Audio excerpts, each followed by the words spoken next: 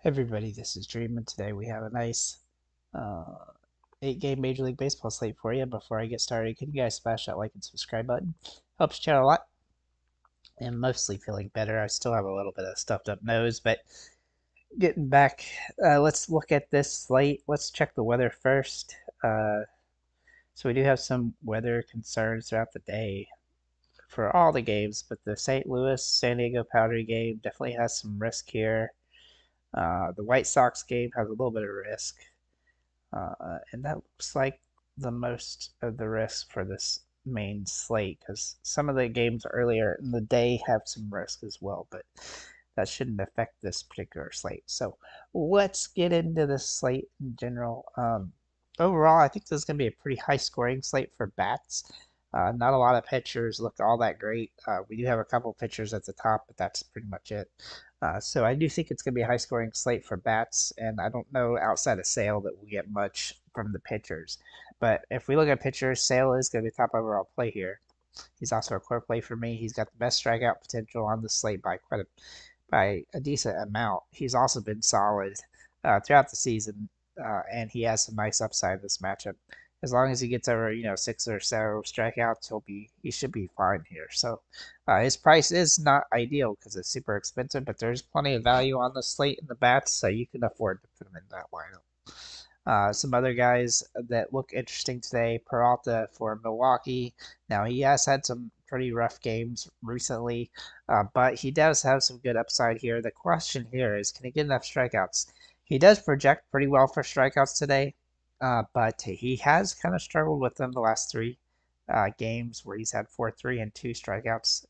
So, uh, a little bit concerning there, but I do think he's a good option, a decent option at least at this point. Musgrove is kind of similar to Peralta as he has struggled more lately with his strikeout stuff, but he does have the decent matchup as well and has some good potential, though his strikeout potential today is lower than Peralta, so he's a good contrarian play, but that's pretty much it. As for other players, we have a lot of boomer bust kind of situational guys today, like Corbin Burns against the Dodgers, Rodriguez against the Mets, Bello against Toronto, Palante against San Diego, and Severino against Arizona. Those guys are all boomer bust kind of plays. They're high risk, high reward guys that don't really meet the expectation for a pure GPP play, but I do think that they have some potential today. A couple Hail Mary plays that we have Lewis Jack Leiter for Texas against the White Sox. The only reason he's a Hail Mary play is because he's got a good matchup against the White Sox, who are garbage, so he has not done much this season at all, so to keep that in mind.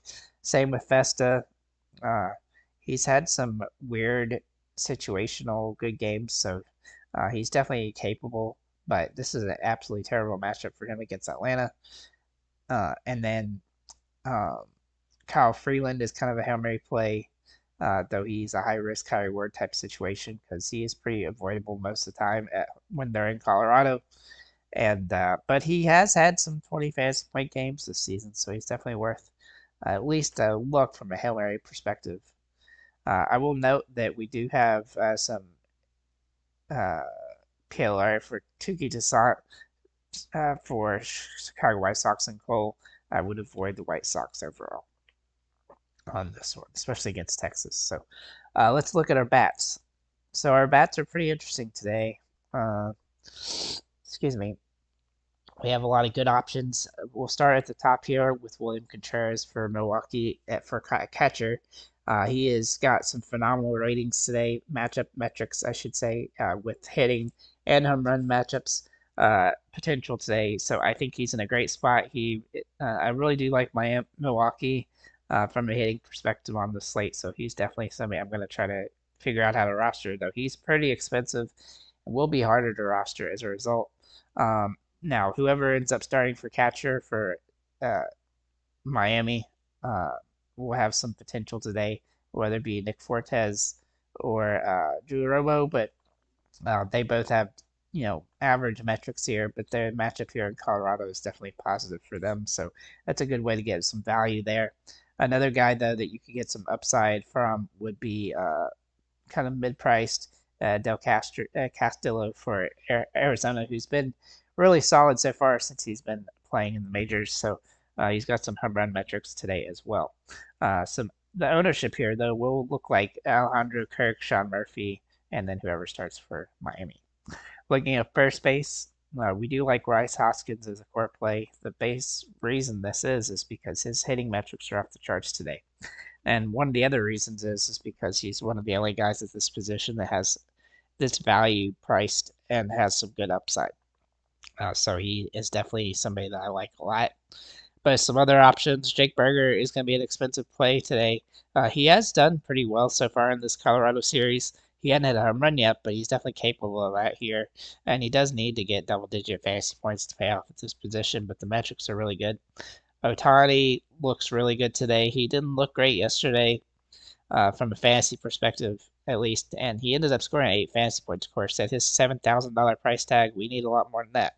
So, but maybe he can get another home run today. Vlade Jr. looks solid for Toronto as well. His hitting metrics are very good today. He's been really solid lately.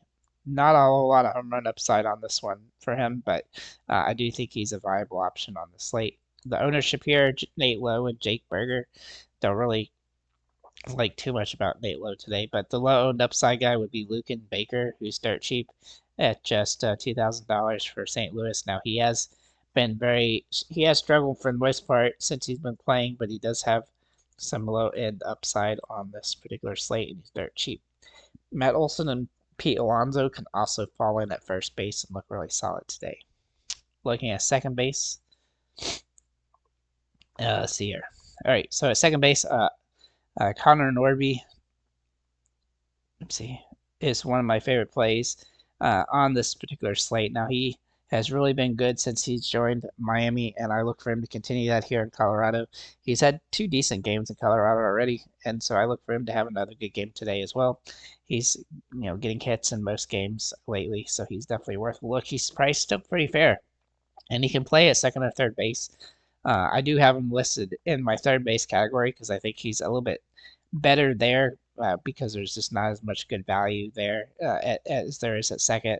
And then we also have other players that can play at second, like Otto Lopez, who looks really solid for Miami as well, but he's high risk, high reward.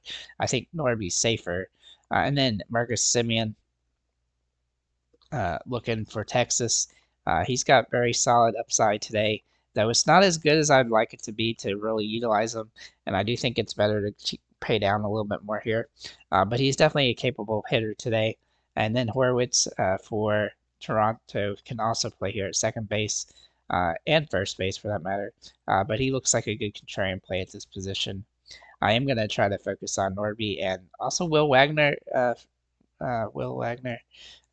$2,700 for Toronto. Now, he had his first home run yesterday, and I look for him to continue to try to hit the ball well. He's been hitting very well this season so far, so I think he is in a really good spot there, and he's nice and cheap at $2,700. Brooks Baldwin is also a guy you can throw in here at this position. The ownership, though, will be Connor Norby, Marcus Semien, Whit Merrifield, who had a 5-hit game yesterday, Otto Lopez, David Hamilton, and Xander Bogaerts. Looking at third base, I already mentioned Norby can fit in here, and so can Jake Berger. So do keep that in mind. But I do like Rafael Devers if he ends up in the starting lineup today. He may sit today, so we'll have to see again because he did sit yesterday. But he does look like an interesting play on the slate. Vlade Jr. can also play here. And then Ryan McMahon, I would like a little bit cheaper than this, but he has been one of the better hitters for the Rockies this season, and he's been solid so far with 3 hits in the series against Miami. So I look for him to continue to try to hit the ball well here and has some nice upside. The ownership at this position, Addison Barger, Connor Norby, Josh Smith, and Jake Berger, with Max Muncy being a low-owned upside option. Now, I do think that Connor Norby fits in better here at third base because you can get more options at second. But I do think you want to have him in your lineup today. So looking at shortstop, we do like Corey Seager the best here. Now, he's got very good hitting and home run metrics today. He's been pretty good lately, but he's had some inconsistencies, though his home run upside today is very good, so he's definitely worth a look. And then another guy that's going to be kind of hard, he's not going to be somebody I've talked about much in the past. Battle Brunson for Miami does look solid today from a metrics perspective. I was a little bit surprised to see this, but I just take the metrics where they take me. He looks solid in this game, and I think he's going to have some potential for some good hits. He hasn't hit the ball particularly well this season, but he did score 8 fantasy points yesterday, and at his price point, that is okay for us trying to save money at this shortstop position because there's really not much here outside of Seager and then Mason McCoy. Mason McCoy, meanwhile, for San Diego, has hit the ball pretty well so far since he joined the team. And while he doesn't have a home run or anything, he's been getting hits in most games and scoring some fantasy points. He's dirt cheap at $2,500, so he can definitely fit in there.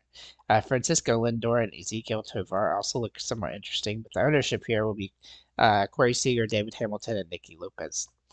Looking at outfielders, this position is kind of wonky today. I didn't feel like there's a ton of guys that look all that great here, but we do have some guys I do like. Corbin Carroll does jump off the page as the top play at the position. He has been hitting the ball better lately, and he's starting to hit home runs and things. So I do like his upside today, though he is fairly expensive and hard to roster as a result. Now, also, Jarren Duran for Boston has been absolutely phenomenal as of late. He's had a bunch of really good games in a row where he's had 5 home runs in the last 10 games. So I think he's in a fantastic situation still, and he's going to have all sorts of home run potential today. Ohtani also fits in here and has some good upside. Now, Derek Hill from Miami does have good metrics as well today. I think Miami looks better today than it did the last 2 games, and I look for him to have a solid opportunity to have a good game here. But he's high risk, high reward, obviously. And a couple other guys to consider: Christian Pache, Dalton Varsho, David Hensley, and Nolan Jones. With some contrarian plays: Jock Peterson, Mookie Betts, Wilyer Abreu, Michael Harris, and Sam Hillard. Looking at the ownership here, though: Addison Barger, Dalton Varsho, Adolis Garcia, Blake Perkins, Charlie Blackmon, Josh Smith, Jarren Duran, and Derek Hill. So I really do think Derek Hill is going to be somebody that's be worth looking at, and I think that Duran will be pretty high owned for his because of how well he's hitting the ball lately. So with that said, guys, thank you for liking, commenting, subscribing. If you have any comments or questions,